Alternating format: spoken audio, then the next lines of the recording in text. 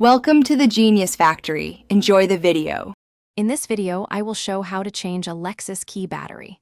Start by removing the mechanical key from the fob and lay it on the cloth. Pry the case gently at the notch with the flat screwdriver until the two halves separate. Remove the old CR2032 using a finger or plastic tool, place the new battery with the positive side up, and snap the case back together securely. Use steady pressure and a gentle twisting motion to open the fob without damaging clips. If the case resists, stop and check for hidden screws or tabs rather than forcing it. Work slowly to avoid slipping and scratching the plastic or dislodging internal components.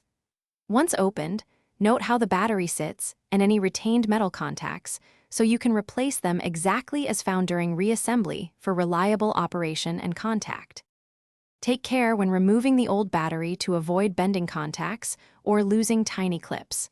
Place the replacement CR2032 battery into the holder with the plus side up, aligning it squarely so contacts touch correctly. Firmly press the case halves together until they click and the seam closes evenly. Test the lock, unlock, and panic functions from several feet away.